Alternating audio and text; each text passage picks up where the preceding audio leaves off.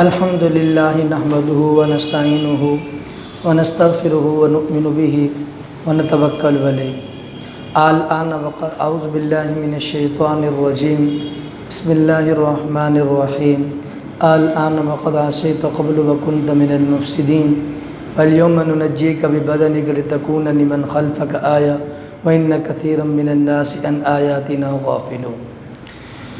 محترم سامعین و ناظرین، اللہ تبارک و تعالیٰ کا ہمیشہ سے یہ دستور رہا ہے کہ اللہ پاک اپنے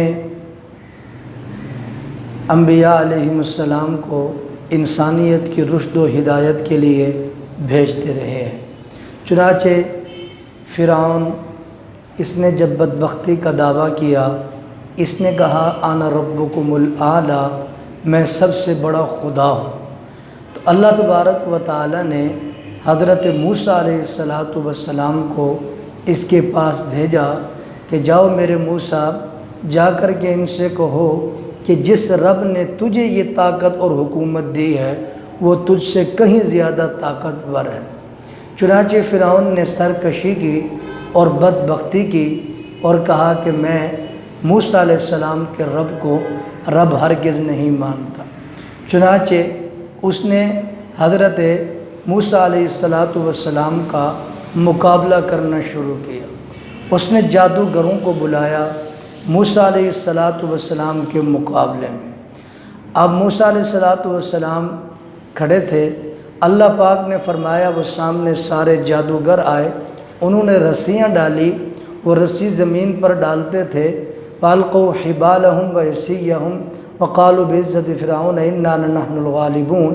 وہ جب وہ رسیاں زمین کے اوپر ڈالتے تھے وہ رسیاں اژدہا بن گئے۔ اللہ پاک نے جناب موسیٰ علیہ السلام سے ارشاد فرمایا، اے میرے موسیٰ، ما تلک بیمینک یا موسیٰ، اے موسیٰ تیرے ہاتھ میں کیا ہے؟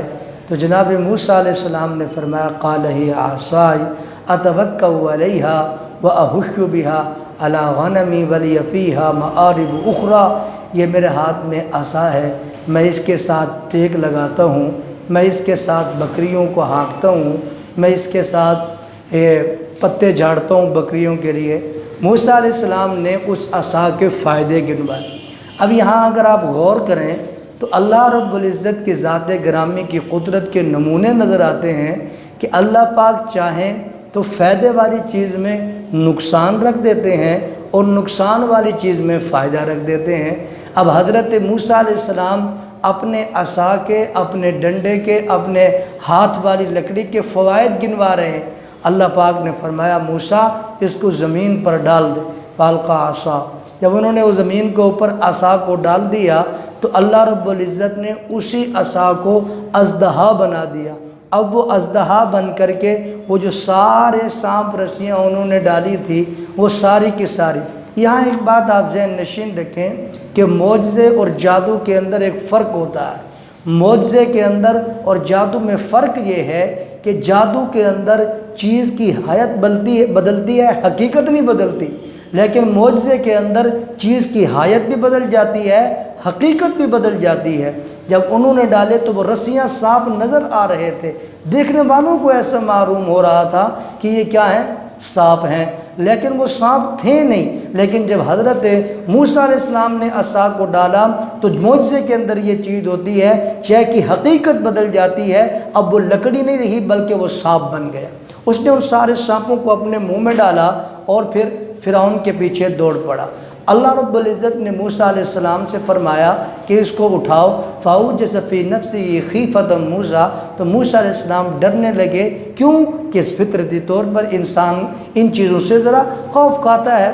تو جناب موسیٰ علیہ السلام کو رب نے فرمایا اس کے منہ سے پکڑو۔ جب منہ سے پکڑا اللہ نے دوبارہ اس نقصان والی چیز کو فائدے والی چیز بنا دیا۔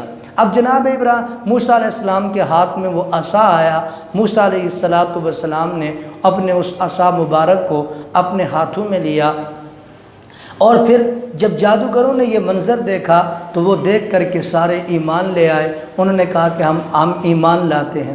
اب فرعون نے کہا لَأُقَطِّعَنَّ أَيْدِيَكُمْ وَأَرْجُلَكُمْ مِنْ خِلَافٍ وَلَأُصَلِّبَنَّكُمْ أَجْمَعِينَ کہ میں تمہارے ہاتھ پاؤں کاٹ دوں گا، تمہیں کھجور کے تنوں کے اوپر میں پھانسی چڑھا دوں گا۔